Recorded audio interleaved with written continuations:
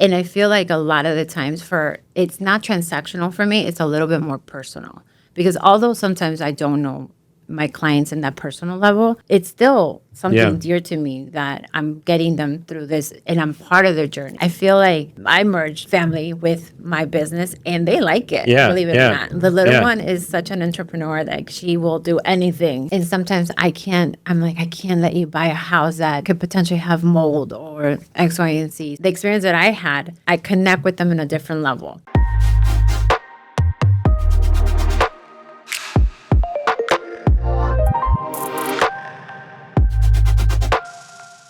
Okay, here we are, very excited, Rate of Success podcast, and I am thoroughly enjoyed to have Salma Torres here. So Salma is a realtor that I've been working with for a period of years, and we've had a wild ride, as they say, to get here. But why don't you tell them a little bit about how long you've been in the business and where you're currently working?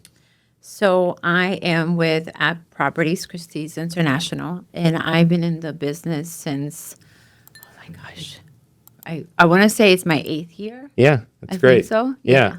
So your journey into real estate, as I always say in this podcast, because I always like to talk about it, and I know we've talked about this, but nobody ever plans to be in real estate, okay? And nobody plans to be in the mortgage business. Right. We kind of end up here by accident, or a friend of us refers a job, or somehow some people don't even know how they end up in this industry. Yeah. I was talking to another lender the other day, and they're like, I don't even know how I got in the industry. So what was your path like of getting into real estate? So I started maybe in high school. I was working for Remax, just receptionist, and then I got into the mortgage industry. I was processing loans for a lot of companies before the 2008 crash. Okay. And so what was that like? So being in the mortgage business, because I was in the business during that time, going from that, you have a very unique perspective. Yeah. Obviously, because you've seen kind of the height of all this flood of people buying homes and all the things that we were doing back then, to a complete change in the industry. So what was that transition like? Well, I saw the opportunity first, especially for me. I was a single mom, and I even jumped on buying my first house when I was 21. Yeah, wow. As a single mom, and I kind of knew what I needed to be a homeowner, especially because I was processing everything. I was seeing what people were doing, stated loans. Yeah, I mean, yeah, that was crazy. Yeah. And I jumped on, and I said, okay, well, if I'm going to do this, then I got to invest in more. Yeah. And that's how, when people ask me, how long have you been in the industry? Well, I've been in the industry since 2004 because I started buying my own properties because I kind of took advantage of the crash. When you started buying your own property, so you worked in a real estate office, in the beginning, then you did mortgages. So was that when you started purchasing your own properties, or were you already in the real estate business at that time? No, I was in the mortgage lending business, and then I was like, okay, let me buy my first. Yeah. And then I bought my second one. Yeah. And then I saw what I could do with renting, investing, flipping, and that's how I got into, let me get my own real estate license and do this for myself. Okay. So I wanted to just focus on my stuff, my mom, you just focus on my friends, but it just got so big. Yeah. And people started referring to their friends, their family, and I contacted Crystal, and here we are. Wonderful. So how long have you been how did you and Crystal meet? Oh, Crystal and I have been friends since 2004, 2005. Okay, wow. And she used to do hair, and she's always been an entrepreneur. That's why I feel like when it was my time to join a team or sign with a brokerage, it was her. Yeah. Just because of her mindset. And she's really good at connecting the dots and putting talented people together. So I reached out to her, and she's like, okay, well, this is what we got to do. This is how you got to do it. And I went, took my test, failed. Yeah. Like everybody else. Yeah, exactly. Yeah. And then I took it again and passed and signed up with her. And I mean, what new agents, at least what I hear from the new wave that we're getting in our team, is like, I want to be like you. Yeah. But you don't understand what I had to take and where I had to go to like get where I'm at. And I think a lot of the experience that I got was from just taking anything that she was throwing at me. Yeah. Go do this open house. Go this rental lead. Call this person. And being on the and as an investor, it was a lot different than being as a real estate agent and a broker representing for your client. So I got to learn the language and what were people looking for. Because when I was buying and investing, it was a lot different. I'm wearing a different hat. Well, I think you then can provide a good perspective because you've done it yourself and you've gone through that and you've experienced the stress of doing that. Right. So that, I mean, because there's nothing more stressful than, buying a single family house is, for yourself is stressful. But when you start buying investment property and doing flips and you have your money on the line, that takes a whole nother level of risk that a lot of people just aren't prepared for, and they don't really understand it. So the fact that you went through that, you did mention something that I love, because I think it's how you said a lot of younger agents, they want to be like you, and they didn't see the struggle. And I talk about this, with my team all the time. And I think it's such a great point for people to know, because they see where you are now, but they don't see kind of the growth and everything that you had to go through. But I always say, like in this office, it's like a blessing and a curse. Or you have this great team, which is a blessing, but it's also a curse in the sense that everything looks easy. Like the phone's ringing, like you have this business, and someone coming in. Sometimes it's hard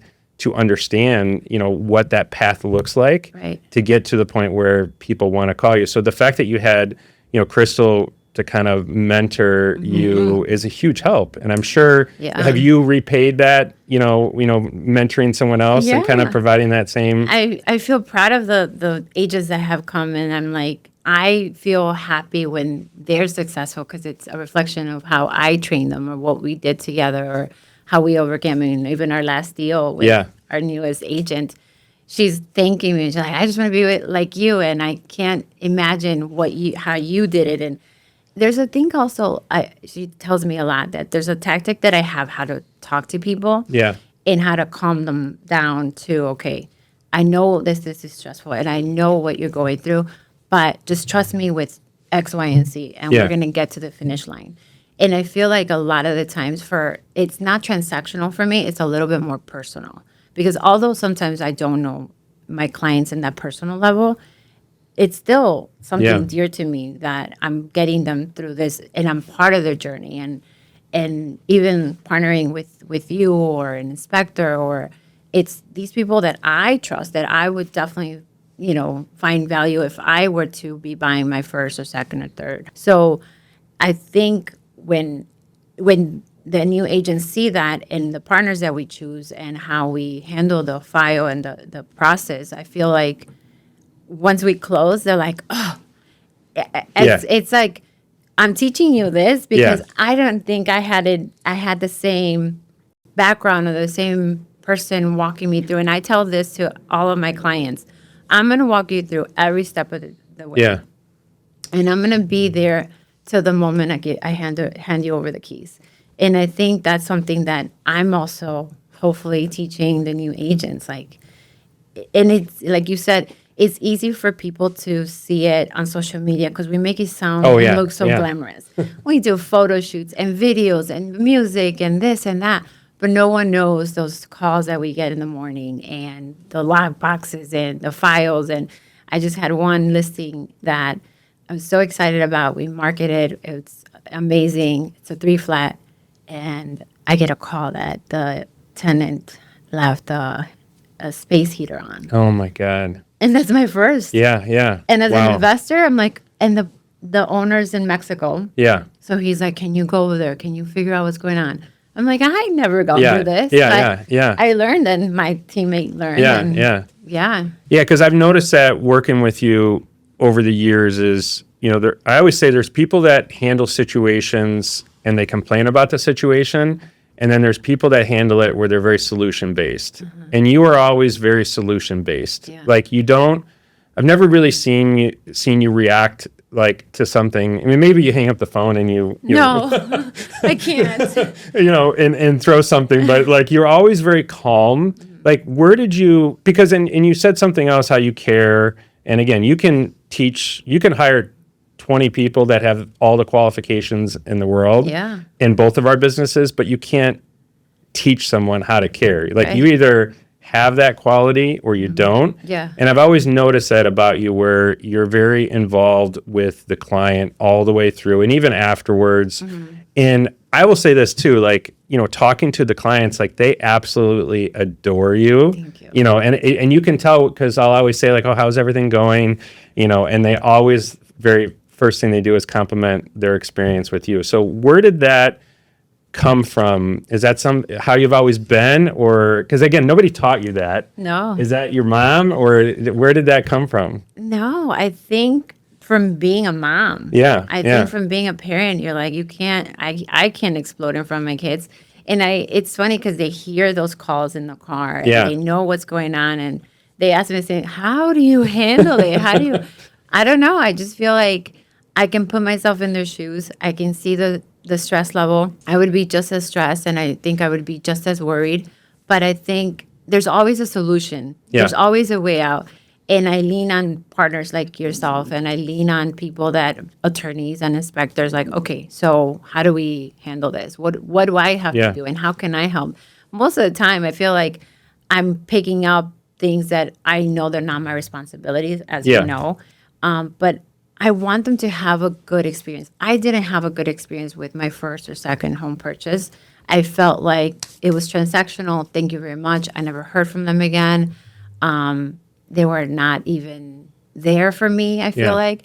And I don't want them to ever feel like that with my service, or I don't portray that like, that's it. Thank you. And I never want to talk to you. I think it's just kind of like, just being as a mom and Yeah. caring, and I don't know. I can't explode in any Yeah. situation. Okay. But I think it helps get to the solution faster. Yeah. Because we deal with a lot of situations where, someone doesn't deal with it that way. And it's like we're dealing with that, okay? Right. And we're not getting to the solution. Right. And I think that's why our, business relationship is always, we've helped so many people is because we were always working towards the same goal. Yeah. You have a great team around you, Yeah. not only with your real estate office, but your attorney, your inspector. It makes it easier for me. Right. And I always say too, like you always trust us, Right. and that's a big, piece of the puzzle because, when someone's always questioning why are you doing this or what's going on with this, you're always trusting us, and it makes it that much easier because now we're working to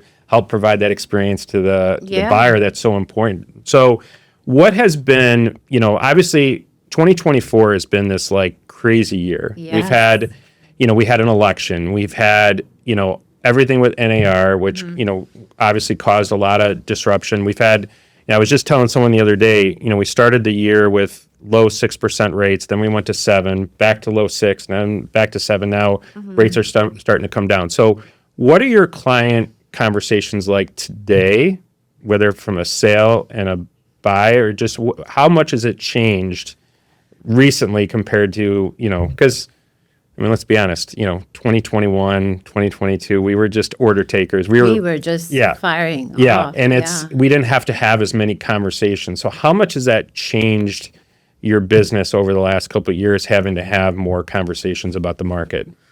I mean, obviously, I always direct them to you. But I always feel like the conversation that I have, because a lot of people are like, well, we're going to wait till the election passes. Or I hear that there's going to be a crash, or we're going to hold off. I always feel like, well, I mean, if I was buying, I would look at not only the interest rate, but the benefit of going into buying right now versus if I wait and we don't know what that's going to be like. It's so uncertain. And I feel like a lot of people are just like, well, we're just going to wait and see. And again, I just go back to call Eric because I can't speak on their credit. I can't speak on their debt. I don't almost want to get involved because it's so private. And I feel like a lot of people, especially closer to you, might not want you to know. Of course. So are a lot of your clients then, people that you're friends with, or like what's your business mix as far as, I know you have some lead sources that you work, but I mean, how much is it friends, family, past clients versus, Now I feel like 80% is friends and family and past clients, and then maybe the other 20 is either leads that come in or leads from Crystal or Zillow. Was that hard? You know, I always talk about working with friends and family. Does that create some challenges at times working with friends and family? It is very hard. Yeah. Especially, well, one of the first deals I had was my mom. Okay. And she thought I owed her money. I'm like, no. Yeah. She said, well, what about this and what about that? I said, first of all, I didn't make any money on your home. I invested in photography and this and that. And she wanted to charge me. That's crazy. Yeah. So it is, I think it's challenging in the sense that a lot of friends and family don't want you to know the real dirt of where they're spending their money. I mean, I have the same problem even, you know, because I obviously have even more information. Yeah. Honestly, I'd love working with friends and family, but I totally understand if someone says to me, and they're almost like hesitant to tell me like, oh, well, I just, you know, I'm going to use this because I didn't want to like, and I'm like, oh no, I totally understand. And in a lot of ways, like I appreciate that because I don't know if I want to know all their information because it creates a weird dynamic there. So I always like asking that question. I mean, I'll obviously do it, but it always creates a weird dynamic. And then if you have any challenges along the way, building a business built off of where 80% of it is friends, family, and past clients. Mm-hmm. Obviously, it's based off of service and experience because people wouldn't refer you if they didn't have a good. How much of it do you have to business plan or work around each and every year to stay in contact with your friends and family? How much do you spend as far as like, are you doing just on social? Are you doing anything unique, or is it really just keeping those relationships throughout the year?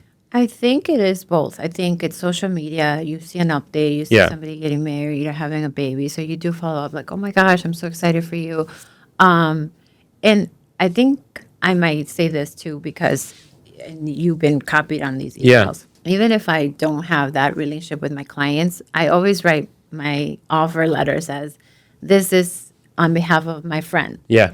And then that starts building up as they become my friends even after the transaction closes. Yeah. And I think the connection of, still following up after an anniversary or that kind of thing. I think there's a little bit of both. And I think I do a much better job at the phone call or the random visits. Not that I knock on their door, but I'm saying like, hey, I thought of you. This came up, or I still have one client that the daughters are probably now in high school, and I send them something every year for Christmas or Thanksgiving, and I get invited to their. And now she had another baby. I got invited to their baby shower, and I'm like, these are my clients who they don't have to keep a relationship. I think that's great, but I think that says a lot about you, and I think it's somewhere where a lot of people in our industry, both industries, struggle with is like where a lot of people are very transactional. You've mentioned it a couple times. And it's very easy to be transactional in our business because there's a lot of, tools that we use that can make it very transactional. Yeah. Being relationship is very old school if you really think about it. Yeah. And I've been saying this a lot lately where I feel like over the last 4 or 5 years, people went very transactional because there was all this technology that was coming into the industry where you're getting leads and it's kind of, and then we had we had the pandemic and everything. And so it became very transactional where I see a lot of people coming back to more relationship because they realize that here we spent all this money to do all this work, but it didn't result in, and even if you were doing it, it didn't make you feel good. Being relationship oriented, I think also provides one really great quality. And that is you're not at everyone's beg and call.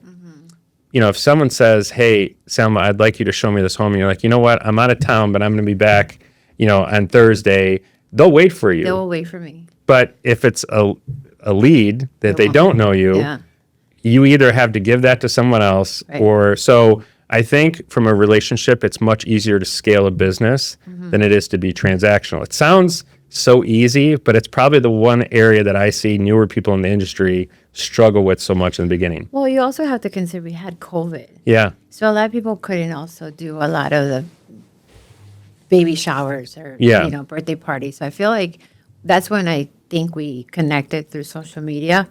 But I feel like once that went away, at least for me, I'm always checking in. Hey, how's it going? Or if I'm driving, I mean, Yeah. at this point in my career, I've done so many sales everywhere, which Chicago and the suburbs, that if I'm driving somewhere, I'm like, hey, I was thinking about you. This Yeah. happened, and that goes a long way. I was going to say, because I think that what makes it shows that you care, because you're not doing those calls just because you want to be like, hey, do you know anybody buying or selling? No. You're doing it to create the relationship. Really what you're doing is you're staying top of mind. Yeah. And however you do that, whether it be social media or whatever, as long as you stay top of mind, people then, when they're at a party or they're doing something, they say, oh, I'm buying a house. Oh, you got to call, Salma. She's going to take such good care of you. Yeah. And that's because you've created that relationship. So I think it's such an easy thing, but yet so many people struggle with it. You have to care at the end of the day and Right. follow up with people. So you did mention something else that I want to kind of dig into a little bit. So you do a lot of business in city of Chicago, which is a unique market in its Yeah. own.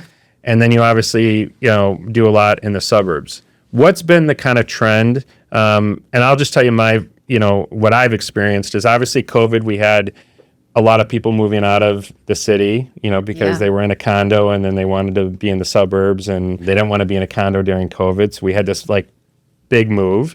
But now I'm starting, and then we had obviously a lot of people moving out of state. I helped a lot of people moving out of state. But what I've noticed, and I'm curious to see if you've seen the same, is the job market's so strong in Chicago, whether it be Salesforce or any of these companies, they're hiring a lot of people. And I see a lot of people coming back to Chicago. And I'm wondering if you've seen kind of those same trends. Yeah, I think to your point, there was a lot of people moving out of Chicago because they wanted the office space at home, right? But now I feel like it's steady. I feel like we get just as number of calls from the city as we do as for the suburbs. And with those jobs, they're still working from home. Yeah. I think we should have everybody back. Yeah, I know exactly, People are not going to like that. But I feel like not only will it help the economy and help a lot of the city of Chicago's budgets, but I do feel like there's still that wave of people still coming back to the city. Yeah. Yeah, I There's think so much in the city. I mean, there is, and I feel like there's some good opportunity in the city. Mm-hmm. Are you seeing any younger people? Because obviously, there's, average first-time homebuyer age last year was 38. Wow, really? 38, yeah. In the recent would be NAR, more. I know, it's crazy. So a lot of millennials are delaying purchases, okay? The interesting thing is Gen Z, which are younger than millennials, obviously, they're starting to kind of enter and buying at a much younger age. Okay. We're millennials. So I'm just wondering if that trend, if you've seen that where, and the other thing is single females are buying at a much higher rate than Yeah. single men. Yeah. And what I thought was interesting is there was a recent economist that actually said that a lot of single men are actually moving back with their parents, which is scary if you're a single female. That explains it. Yeah, but I'm just wondering, there's obviously some very unique trends. People are getting married later, they're having kids later. Have you seen that personally, affect anything in the markets that you serve? I mean, I could say that, I have a wave of single, younger buyers that Yeah. are buying at a younger age. Thank God I bought when I bought my first home and I was 21. But I'm so proud to see that that's what's happening. Natasha actually just did a podcast about this. Yes, yeah. And it was about younger females getting Yeah. into buying their first property, which I think is amazing. But yes, we have seen that. And Yeah. I think Well, there's nobody better to use than you because you did it yourself. Yeah. You invested in real estate Yeah. and you have a perspective of what that meant to you and what that helped you. Not only as, a lot of people don't have the ability to kind of share those experiences. Right. We do a lot of real estate, but we haven't done it ourselves. So to be able to do that, do you lean on that a lot when you're sitting down with buyers? Yeah, and I think the connection that you mentioned earlier is because of with my clients are because they almost see the reflection of what I went through. Yeah. And I tell them when I first bought my house, this is not what I looked for. And I come into a showing and I'm telling them, oh, there's a water leak or there's a crack in the foundation and a lot of times they have to remind me, or I have to remind myself, like, you're not buying this for you. Yeah. Sometimes they can overlook some things, and sometimes I can't let you buy a house that could potentially have mold or X, Y, and Z. So that's why I'm like, the experience that I had, I connect with them in a different level. Yeah. Yeah. And that's probably why Well, you're building trust too, Yeah. because you're connecting at a different level and you're pointing out things rather than ignoring it. Yeah. And you're building that trust. So then it kind of breaks down those walls if someone's kind of like concerned or not sure. Yeah. And then by the time, then they start taking your advice because they feel like they're getting good advice. And that's when you can have a much better experience when you lean on a professional. Yeah. But I think a lot of times in the beginning, and I even experienced this, people can be very guarded because they just don't know what they don't know. And they've heard horror stories, or they start going to work or family and the holidays and everyone starts. Or even social media. Yeah, of course. Yeah. Or I they watch some YouTube video late at night. Yeah. And it's like, oh, well, I saw this, or Yeah. I read that. And it's like, oh, this is not the case. Yeah. But even with our last single female transaction we had, I mean, she was looking for 2 years. You even mentioned. I know. I actually did a reel on that. I don't know if you saw, but so I had two offers. Yeah. So I had two offers that were accepted the same week. And one was a year and a half and the other one was 2 years. They took advantage of it was right before the election. Everyone was kind of sitting on the sidelines. And I mean, we've done plenty of offers for her, but she was, and I give her a ton of credit because she knew what she wanted. She didn't want to overpay, okay? She didn't want to waive contingencies and things like that because we struggled with that in the beginning. Right. And she's, there's nothing more respectful than someone that just kind of sticks to their, what they want. And then when they finally win, and I feel like she got a great deal, and it was the perfect situation for her. Yeah. And I feel like I don't know if you saw my post, but it's like I saw a little piece of me in her. Yeah. Her determination. I mean, how many houses we toured and how many times we wrote an offer and I got rejected, and we would see homes at different times that we would make it work. And I mean, I always joke around, like sometimes I go through all 4 seasons with my clients, but I did almost twice with her.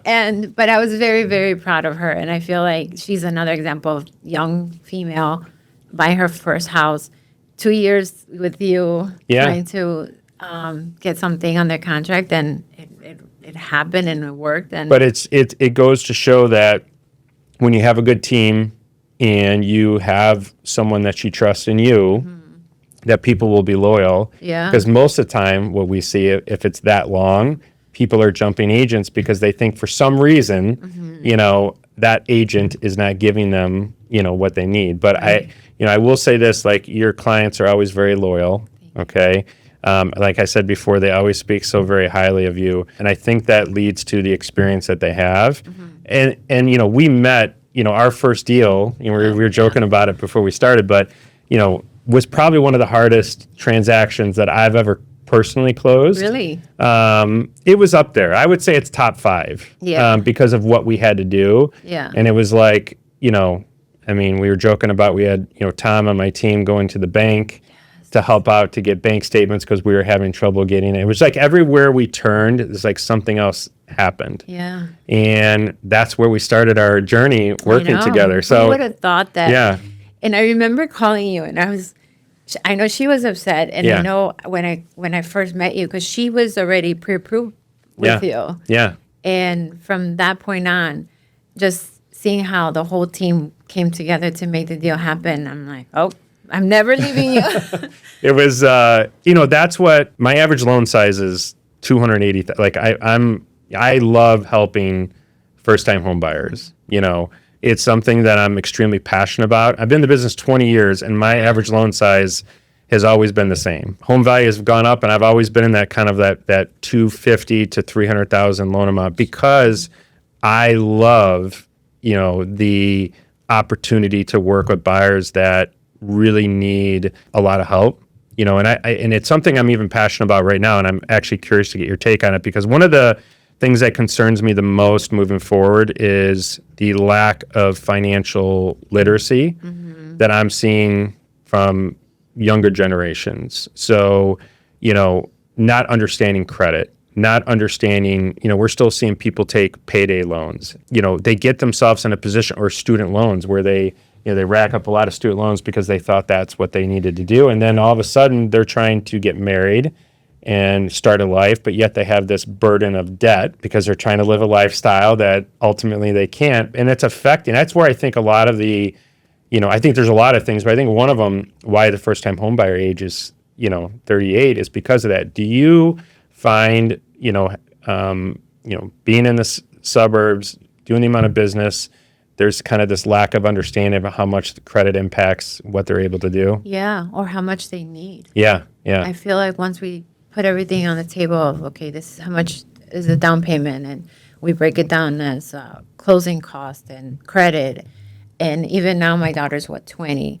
I emphasize, like, please don't buy anything. Don't put anything on a card. And I feel like I preach at my clients, but I'm also doing it with my own daughter. Where I don't think they have the same mindset. Because maybe it's been wiped down, or maybe. Well, I think too, like with social media, you see all these people in these lifestyles, and people want to live those same lifestyles, and it's kind of like you're trying to keep up with a lot, but you're not, And I mean, when I was in school, I remember having, you would learn how to write a check. Or you would do certain things, and you had those things, and they've taken a lot of that away. And then they go to college, they can apply for a credit card for the first time, and they're just keep pushing those things in front of kids nowadays. I think there's a lot. And then even when you purchase something now, I don't know if you notice, when you check out, they give you the option to pay in like 4 installments. And the amount of people that use that, it's like 70%. It's really? Massive. Yeah, it's massive. It's there's some stats out there that are startling how many people take advantage of that. So you figure all these different things that people spend money on, and then it affects their ability to purchase. So for me, I'm wondering how much of time you actually have to, because there's so much information online. Like if someone wants to learn how to buy a house, you could go on YouTube right now, and there's thousands of videos. But yet, when they come to us, they still have so many open questions. So that's either, I view it as an opportunity, but it's also what I worry about, I'm curious your take on it, is what about the people who don't reach out to us? Because they make assumptions that they can't purchase, and then, they wait. So how much, when people come to you, do you feel like there's like this, are they convinced that they can buy, or are they still unsure when they come to you? No, I think they're unsure, whether if it's friends or family, and they think they know. They come unsure.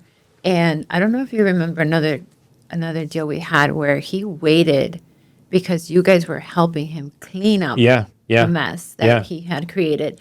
But we still, and his review to me was that I was patient enough with him, and I connected him to you that was able to not only help him clean up, but I hope also educate him on credit. I love that you brought that up, because I just had this conversation before you got here with the client, and they said they wanted to wait because they wanted to, save money, get in a better position. Well, we had them approved.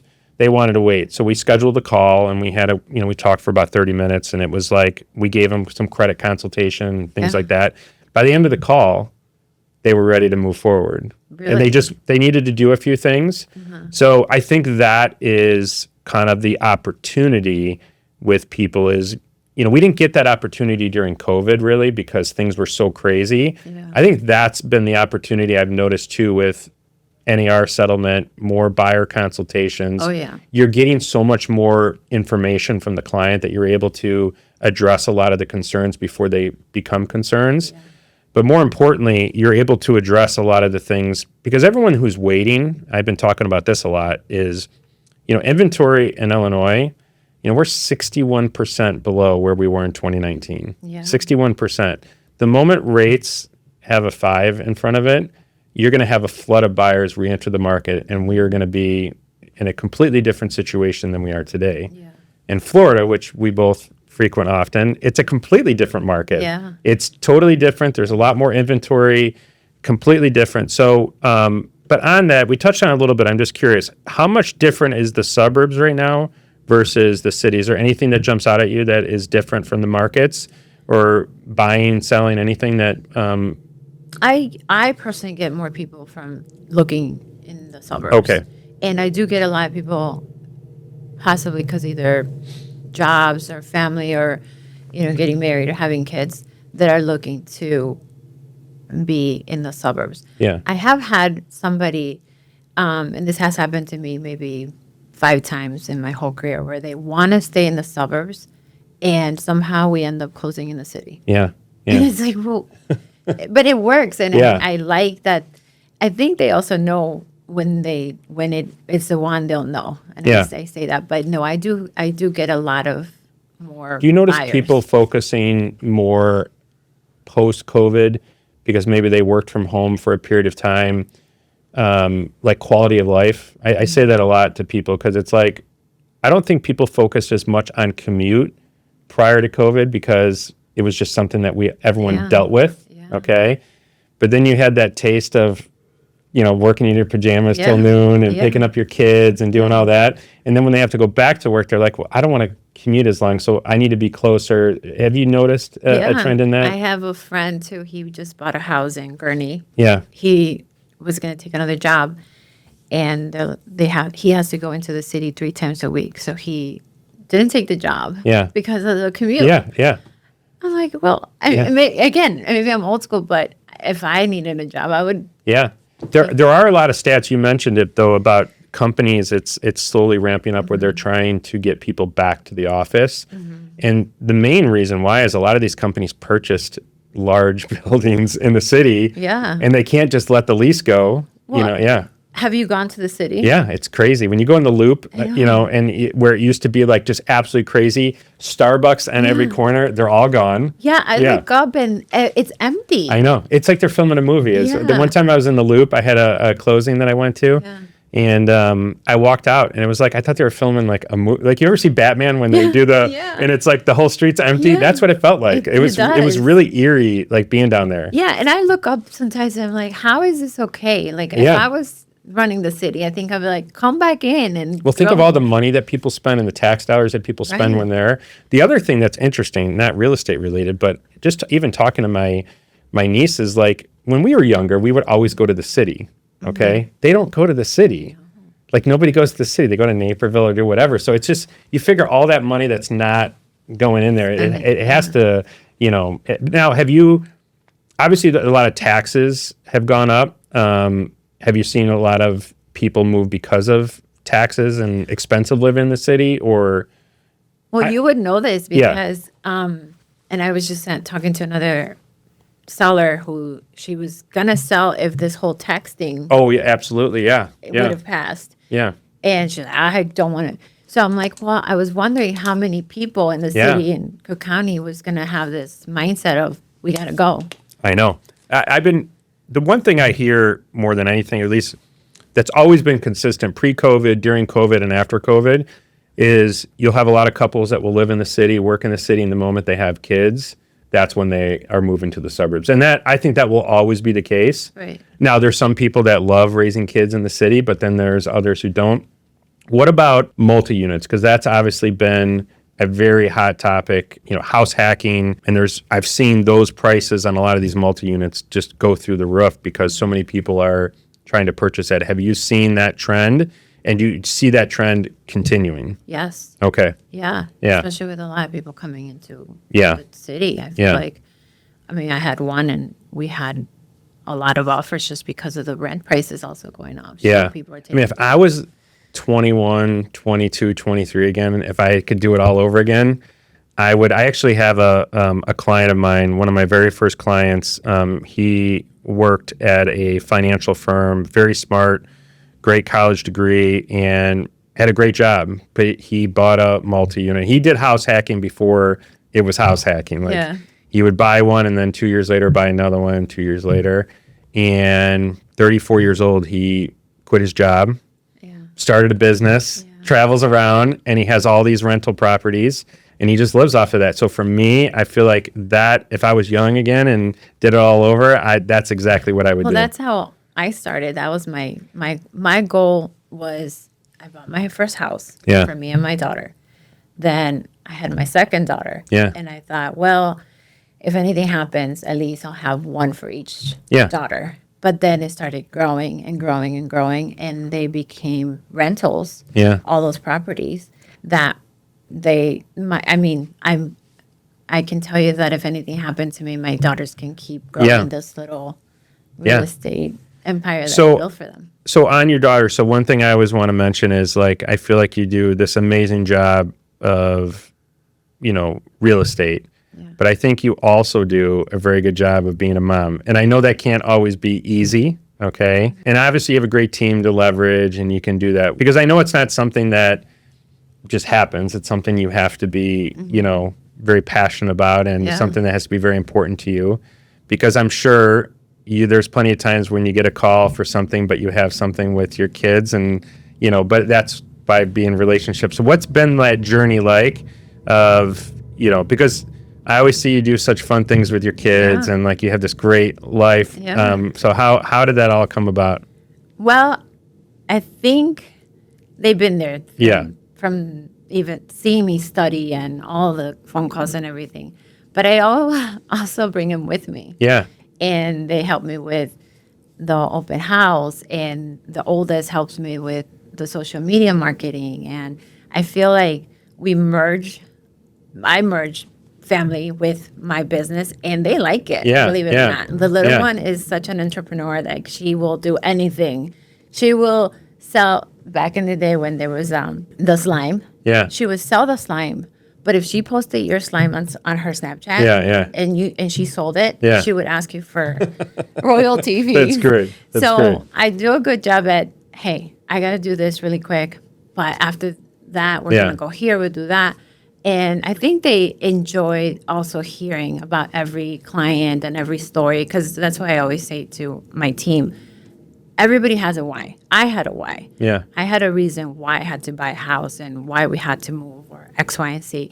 So when my daughters hear that, I think they're almost part of that, and they like to be involved, and they know this person and that person, and then it becomes something like I said, that we can get invited to parties, and they're like, "Oh, that's the person that you Yeah. told me," or "This Yeah. is what's going on." So I involve them. Even when I bought another property not too long ago, I ask them, "Hey, what do you think?" Yeah.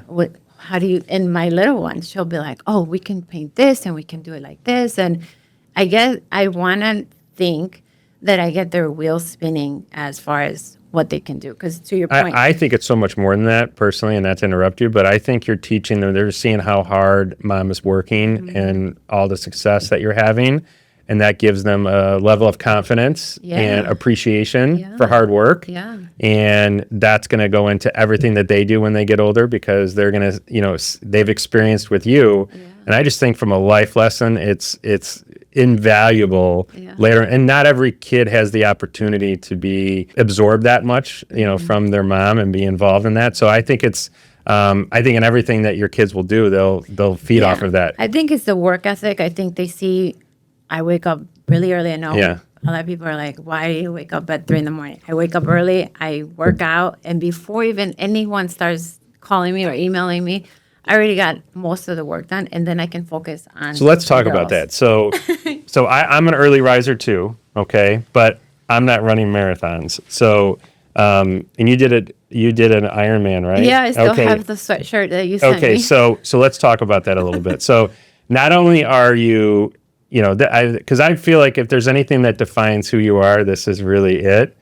So not only are you this amazing real estate agent, okay, an even better mom, okay, what in the world did you decide then to do? I'm going to do an Ironman because I have a friend who has done a bunch of Ironmans and we joke about it all the time, but like he's just different. Like you have to have, and I think it's mostly mental, Yeah. and most people, he always tells us it's Yeah. not really physical, like the Right. train, everything, it's more mental. Yeah. So what was that path to that made you say, I want to do this? I think it started with, let me just see what this is about with my first marathon Yeah. and my second marathon and the triathlon and these little challenges that I put myself in, Yeah. which I think we both know Yeah, a lot of the yeah, same people yeah.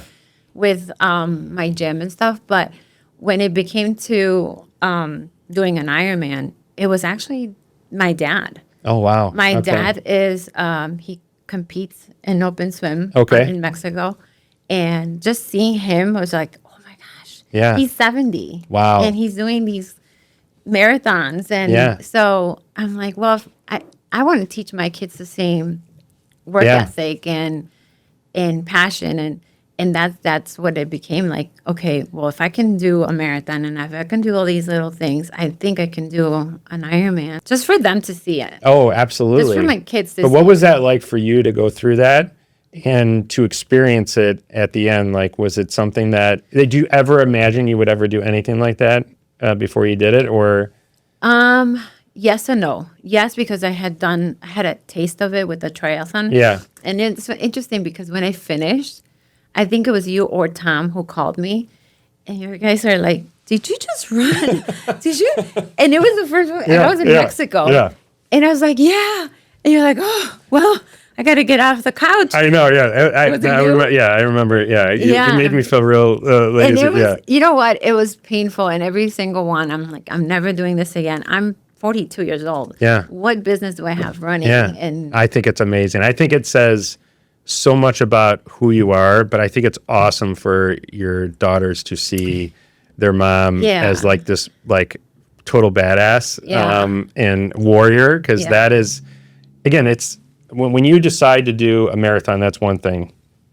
You know, what you did is like, I think that's just like a whole nother level. yeah. But it also, when I saw that you did that, because I saw you kind of like doing biking. I think you had posted a couple things, but I didn't think you were, going to do that. When I saw that you did that, honestly, like a lot of who you are kind of then made sense to me, because I know my friend who has competed in these, and I know the way he is, and it just, a lot of it made sense. So do you have a routine that you have like every day? Yes. Like, so what does your morning routine look like? So I love talking about this because this is something like I'm really passionate. It's probably boring to others, but I know. No, I love this because I feel like, and I was just telling one of my coaches this, I'm like, I wish I could find a group, and there's a lot of Facebook people that probably share the same craziness that I have, but my routine is I wake up 3:30, 4 o'clock, and I'm at the gym by 5. Okay. Whether if it's CrossFit or Lifetime or swimming or running, I gotta get it done. Otherwise, my whole day is not okay. Yeah. Like I cannot function. And I have to basically end my training by 6 a.m. because I have to drive my daughter to school by 7. Yeah. So it's like, go. And by the time I drop her off at school, I'm either at the office doing a showing, an inspection. So the hard work is already done. And I always feel like when I'm driving to the gym, because I'm kind of the same thing. My gym opens at 5. I'm there at 5. And I drag myself there regardless. But it's that sense of like, I'm getting all this done now. Like, I feel like in our business, you have to be very competitive. And it's like, if I feel better about myself and I'm in better shape, not only can I be a better father or, husband or dad, whatever, but I'm also much better to my clients. Right. And I feel like I am like more prepared for whatever the market is. Yeah. But for me, I'm turning 50 in about 45 days. So for me, it's mindset. Yeah. Like I have to like really, if I don't go, I feel like I just don't have it. Like it really bothers me. Right. Same. Whereas if I go, and even if I have a crappy workout, I don't even care. It's the fact that I got up. Yeah. I was there. I had a boss when I first got into business, and I always remember he told me this. It was 2002 or whatever, and he told me, he's like, Eric, he's like, get up at 4:30, 5 o'clock in the morning. He's like, go to Dunkin' Donuts, go to wherever. He's like, anybody who you run into will be successful. Yes. He's like, going at 9:30, he's like, it's not the same thing. No. He's like, just look around you. And I remember the first couple of times I did it, and it's true. Like you start talking to people at the gym, and they're all successful. And again, I go to 2 different gyms. Yeah. And one of them, it's CEOs, is VPs, it's business owners, and just not only being around them obviously helps you, and it's like, oh, we're in the same mindset. Yeah. But it's also like, okay, you're getting it done before actually handling everything else. Yeah.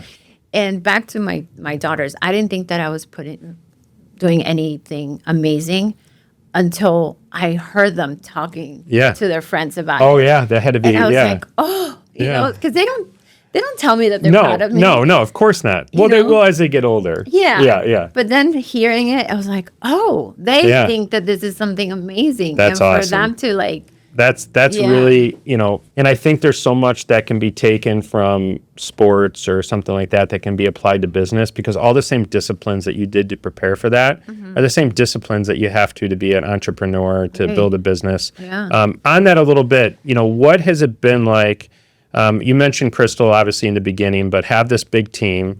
You guys have these amazing photo shoots. I always like whenever I always want to be a part of the should. team. You guys do such a great job of that, and it looks like so much fun. It is. What has that experience been like? Because obviously, you've built this great team. You have a great group of people. How much I don't want to say negative, but is there anything of being with does it bring on more pressure being in a big group like that, in a big team?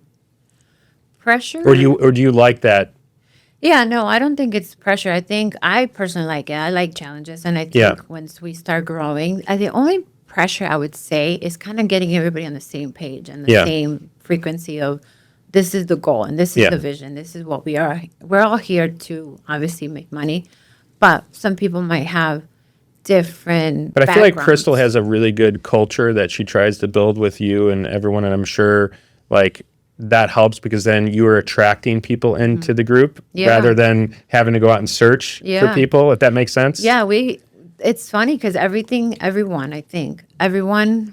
has been organically just Yeah. came on to us for some reason or another. It was, oh, I saw your post, or I saw this, or I see what you guys are doing. They want to join the team. See, I think that is what I always say is like attraction, because I feel the same way about our team. Is like, I think people always talk about recruiting people or recruiting clients, like you're trying to go out, but there's this law of attraction where when you build something special and you have this great culture and you're providing great experiences, you're attracting more. Yeah. And it's a better way, because then you get more quality people that Right. that fit kind of what you're trying to do. Yeah. And I think it's the one thing that, at least for my business as well, we could have 10 loan officers in here tomorrow, but it doesn't fit what we're trying to do. We want people that are going to have the same culture and experiences that we have. Yeah, one thing that we get a lot is, do you actually guys really get along? Yeah, You guys really yeah. like each other?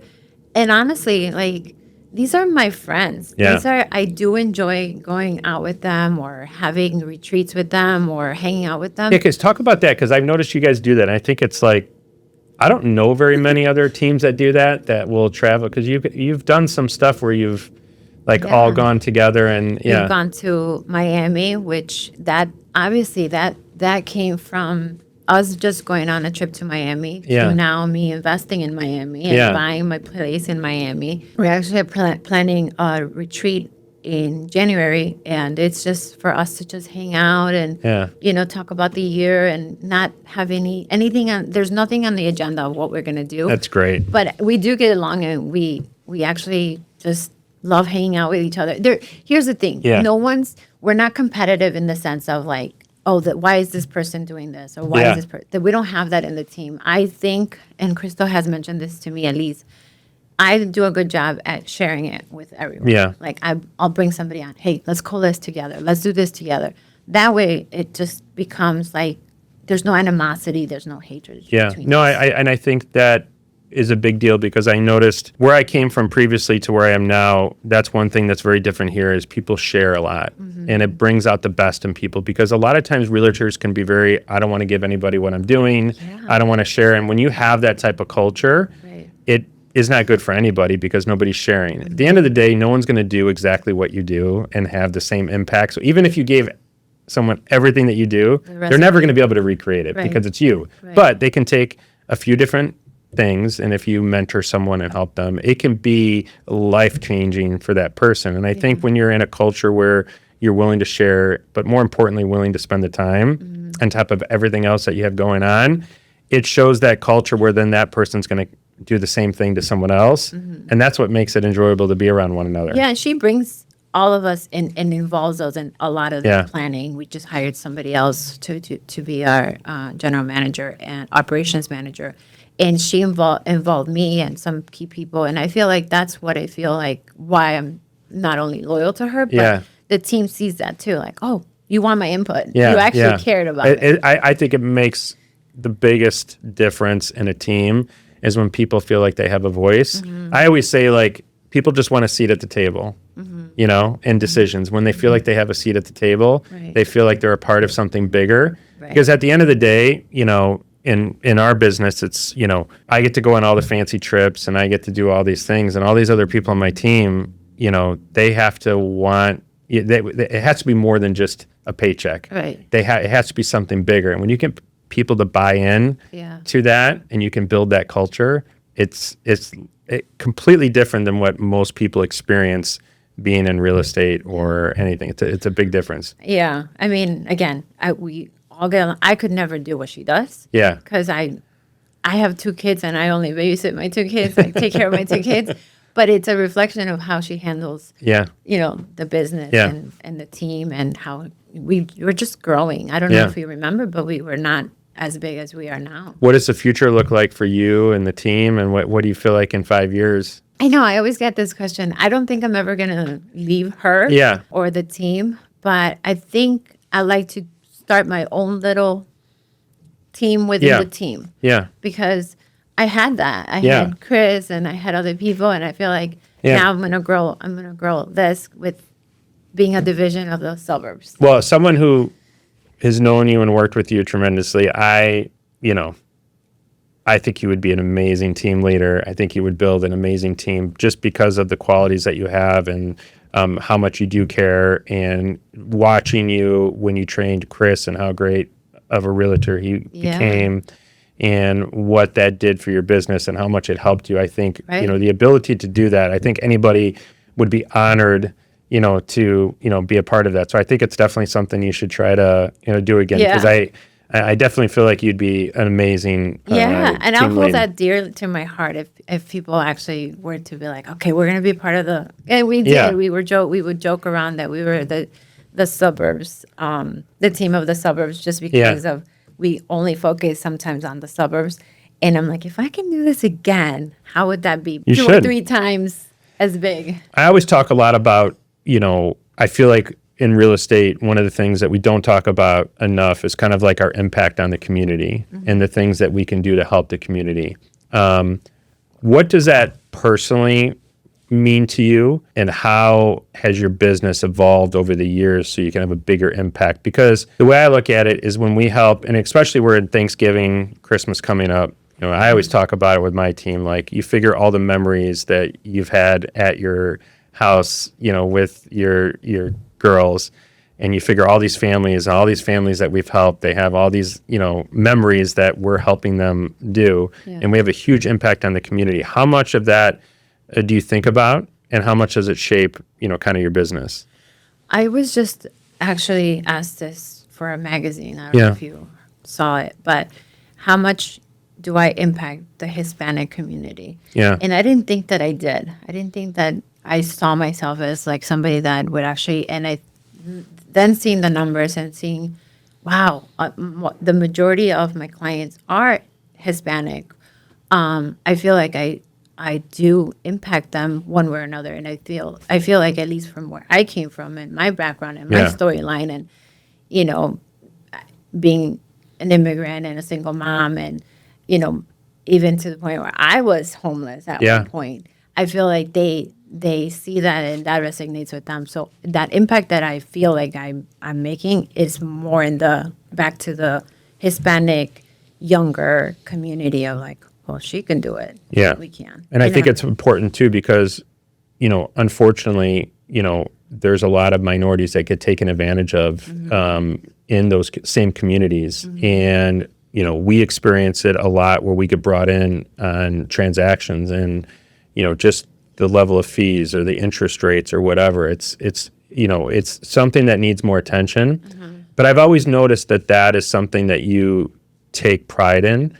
And you'll call me, and I can hear it in your voice. Yeah. Like I can hear, it's not, we're getting a loan done. You always start with the family, and you're kind of filling me in, and it's very personal to you. Yeah. And I think, you know, we need more of that in our communities. And I love, having this conversation revolved around communities, because I feel like that's where we need to focus and help people, because again, it goes back to financial literacy and not feeling that, because if you have a bad experience, maybe you never try to do it again. Right. Maybe you put it off 5 years because, or you're renting. We have a lot of people. I'm helping a husband and wife right now. They're 48 and like 46, and they're buying their first home. Okay. And the only, they were renting from the landlord for the same house forever. They've lived, 20 years, 15 years, something like that. But then he decided to sell the house. And they were kind of thrown into this, like, we have to buy a house. Right. Okay. And, at first they thought they were going to buy the current house, but, they got upset with the landlord, so they decided to buy it. But they basically told me, like, hey, listen, we've tried to do this, but it was like every time we did, it was like, we got taken advantage of, and it just never worked out. So, for you, for what you're doing and the impact that you're having, it is something that I think is really, really important. Thank you. Yeah, I hear that a lot. I feel like I hear it, and I send them back to you, where a credit union or somebody said that they're going to help them with cleaning the credit, and all of a sudden they spend more money paying them for nothing. Exactly. Yeah. And I'm like, no, but it's not like that with Eric and his team. So, yeah, I feel like a lot of, even my own tenants, I don't want them to be my long-term tenants, and they have been, but why not buy your own and invest and do it all over again? Honestly, I think it all comes down to education and fear. And I think when they can meet someone like yourself that's willing to have the patience and motivation to help them, I think it can mean the world. I think it's why, as a real estate community, we have so much responsibility, especially in the current market.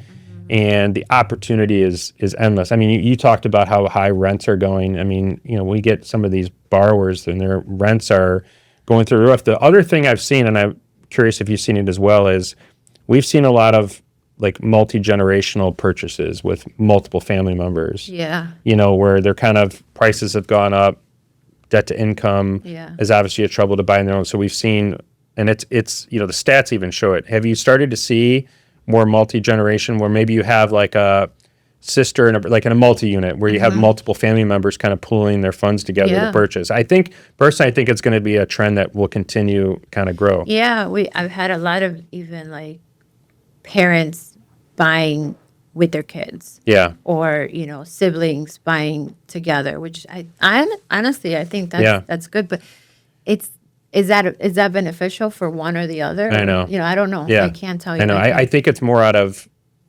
necessity in a lot of cases, just because of home prices.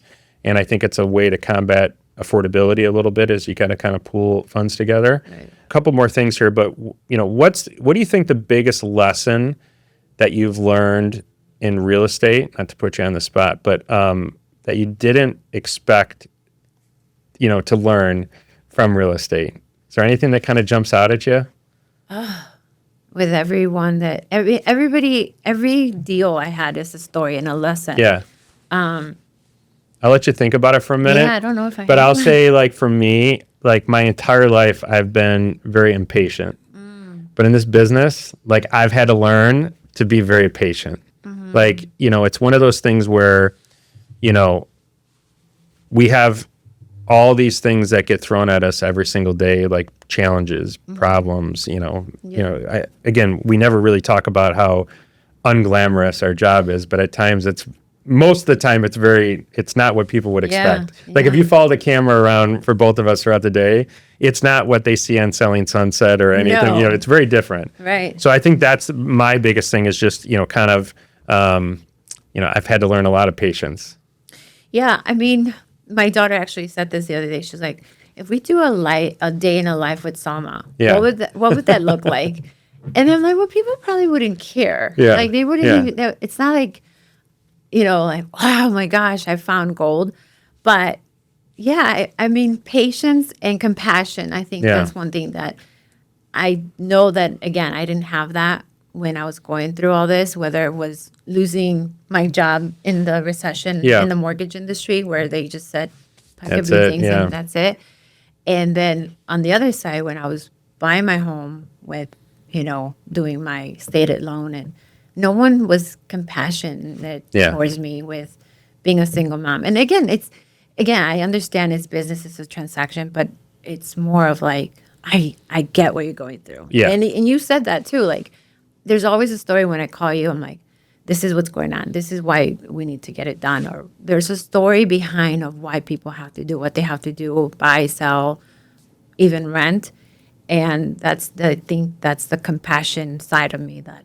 So I love this story because I think it's something we need to do a better job. I always say, like, social media, like when you do just listed or just sold, like, it doesn't tell the story. There's so much better information there that people can relate to. And I think the more, it's something I struggle with, and I think we all struggle with, is because you don't want to share personal information, but there's a story there that a lot of people can learn from. The other thing I will say is I like having the story, and I always try to get the story from the clients because I want to be able to tell my team, the underwriters, everyone, they never get to meet anyone. They don't get to talk to a lot of these people a lot of times. That's why I encourage my team always to be calling, because I want them to feel that, that need or that passion from the client on what their story is. And I always try to share that with them because I want the underwriter to know when they're looking at my file, like, this is a single mom.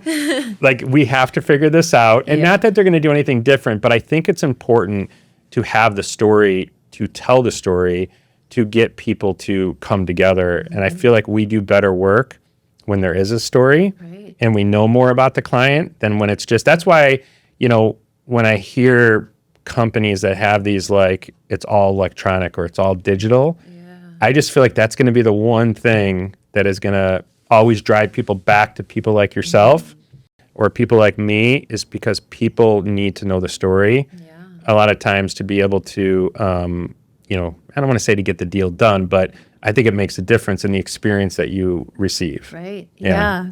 And now the way that we live, everything's so, quick and transactional, and even Apple Pay is like, that's it. You don't see it. You don't know where this came from. But, having the personal touch of, like, I've been through this with you. I know what we're doing and why we're doing it. I feel like it just adds a different element, and that's what gets me, at least, to something someone taught me recently is like, you can ask AI to do pretty much anything, okay?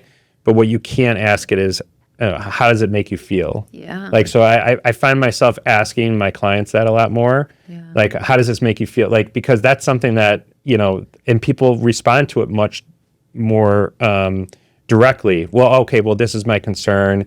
And it's like, I always find that, trying to get that from people allows me to provide better experience because you're learning so much about them. And I think that's the thing that so much of technology is stripped away from our clients, is that it's everything. Like, someone can go find properties online. That's not what they hire you. Right. They hire you because they want to ask you a question. They want to know how you feel about something, how your experience, the best price, all these different things. So I think that's going to be, your biggest value. And I see someone like yourself really gaining market share in the current market, whereas I see other people, struggling to kind of keep up with that. Do you think that's because they're been more seasoned and they kind of lose that touch? Because I learned from them too. And I'm like, I don't think that I ever want to feel like that's it. No, I think you would be surprised how many, I think you're very unique. And, a lot of the realtors that I work with have this quality of, they're very invested in their clients. And I use the word invested because it's not transactional. Okay. And no matter what happens in technology, technology is not going to replace, it's going to allow us to leverage technology to provide a better experience. If you use technology to provide a better experience, you're never going to be replaceable. Right. And I feel like someone like yourself, like, people crave off of, they want to be heard. Yeah. They want to be seen. Yeah. Okay. And I think there's so much that we do. You talked about Apple Pay and everything like that. It's like, it's very impersonal. Like, it was funny. I was just at a restaurant in Florida, and, like, they, you go to pay and they just drop something off at the thing now, and you're like, do it on your own. They don't even take your credit card anymore. They just bring it over there, and then you have to. Is it barcode? No, it's like I've had that, but it's like this little machine that they drop off, and then you just put your credit card on it. You put tip, and then everything, and then they're like, oh, you can just leave it there, and I'll get it later. It's like everything is becoming so impersonal. Yeah. Okay, and I feel like for someone like yourself, you still provide a very, hands-on. You're asking the right questions. Right. And I think that is what draws people to and makes them so loyal. Yeah. Because it's one thing to have referrals from friends and family. It's another thing how loyal your clients have been to you. And I think you don't know any different because it's something you do every day. Yeah. But it is very unique, and it's something that I think is going to, as the market continues to evolve, I think you'll find that your team will benefit greatly from that. And it's those little things. I don't know if you've heard this or not, but I have had a lot of agents where they tell me, okay, are you going to be able to close it? Yes, no, whatever. And then I ask about the keys. Yeah. And they'll tell me, well, after funding, we'll give you the code and the client can go in there and get the keys. I would be like, no, I want somebody to hand them to me. Like, oh my gosh, you got the keys to your new home and this and that. And that's where I feel like, again, back to I hope I never become that, I wouldn't say cold, but insensitive about handing somebody the keys to their new home. Yeah. That's where I'm like, no, I never want to get to that point, even if I get so big. But I think that's the other thing, that being on a team and having the work ethic that you do plays huge dividends when you're now, and other agents get to know you, they get to know your team. Mm-hmm. And then down the line when, there's 5 offers on the table, and they see Salma from the Crystal Tran team, that means something. That's your brand, and that listing agent is going to be like, oh, I've worked with Salma before. Yeah. And all those little things that you did, it's not just about the client. Right. I say that about attorneys as well. Like, when you have a good attorney and the attorney's respected by a bunch of other attorneys, when you want to get inspection items, a lot of times they'll get stuff negotiated because that other attorney, the clients are emotionally invested, and they're going to be like, no, I don't want to do it. But the attorneys know each other, and they're not emotionally invested, and they help do that. And I feel like that's where you play such a big role. It's not just about this transaction. It's about building your brand. So when you get across these other agents later on, it helps you, get offers accepted. I would say the same thing about you. When they see your name attached to those offers, they say that right away. Yeah. Oh, I know Eric. He'll get it done. Okay. Yeah. And it makes everything so much easier and smoother because now those listing agents have worked with you and vice versa. And it's like, okay, we trust that this is going to get to the finish line. It's a big deal. So last question. We ask everybody this. So if you were not in real estate, okay, and money was not an object, what would be the dream job that you would love to do? It doesn't really even need to be a job. It could be something fun, but. Well, I'll tell you this. I just had this conversation this morning because I had a dear friend just pass away. And I'm sorry. My friend told me, thank you. My friend asked me, she said, if you knew you had 5 months to live, what would you do? And I would feel like every minute would count, no matter what. Yeah. Would take a plane and go and travel the world, but it would just be with my kids. Yeah. I don't think I would do anything crazy. Of course, I would want to see and learn and be in different cultures and see the different places. But I think it would be 5 months dedicated to my girls. Yeah, that's great. Yeah. And I did I see correctly that your daughter is becoming a nurse? Did I see that? She is, and she's also studying for her real estate. Okay, I was going to ask you that. So are you trying to recruit into the... She's dabbling, and again, she's helped me with social media and open houses and all kinds of things. So she's been asking me, like, hey, what do you think if I do it either in Miami or here? So she just got her course. That's amazing. I know. So, and I know she'll do good for you. She's very nurturing, and she has more of like that patience that you say. I think I have too, but I can see her delivery is softer and it's kinder, and I think she'll be great. But she's a nurse. I have some really great agents that I work with that are mother-daughter. Yeah. I have 2 that come to mind, and honestly, it truly is. I feel like you know, they've learned so much from mom from being absorbed, you know, every single conversation. Like that's invaluable of being there. But so that's great. I'm excited for that. The next generation of that could be your Miami. That could so if she does it, she'll probably do it on the side. Her passion it is nursing. Yeah. And then the little one, I think the little one's gonna be something crazy, amazing, because she's always been into. She has that business mindset. During COVID, the slime, or she would make headbands, or she would sell cookies, or she would doll walk. I mean, she's what, 13 now, and she has had so many businesses. Yeah, that's already. great. That's awesome, because that you either have that or you don't. You know, and that's obviously watching mom be as successful as you are. So that, so I'll just say, you know, it's been a pleasure, obviously sitting down with you, but working with you has been, you know, it's been. You know, you come across a lot of people in this industry, and there's, you know, certain people that always kind of stand out because, you know, by the way they treat me, but more importantly, by the way you treat my team, because my team doesn't always get, you know, and I always remember the people that treat my team really well because I feel like they deserve it. Yeah. And you've always been so great to my team, and, you know, always so appreciative. Wonderful. And so I just wanted to say thank you for that. And, you know, we've had some, crazy transactions, but I feel like we talked about community a little bit. I feel like we've done a good job of impacting the community. I'm looking forward to, you know, kind of next year and beyond to see what we can do and help each other out. And I just wanted to say thank you thank you. You've been a pioneer, and you've been the reason why a lot of things have happened to me and a lot of deals have closed. And you talked about the first one. I can tell you 5 other ones where I know, and I say this all the time to every client that I had. Eric would work every single day and will answer you at any time. I don't care. And I've had other loan officers and lenders that, for whatever reason, people want to work with. And I remember I called one, and he said to me, "You know, it's Super Bowl Sunday, right?"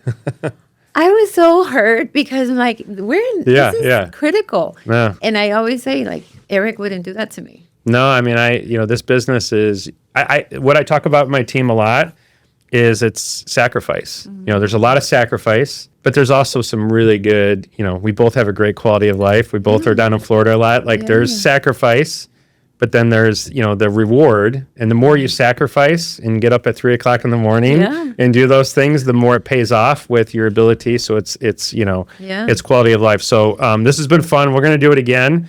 There's so much more we can go through. And we'll invite the team. There we go. You guys, exactly. It'll be a lot of fun. So I appreciate you taking the time, and I look forward to doing it again. Thank you for inviting me. Yes, thank you. Thank you.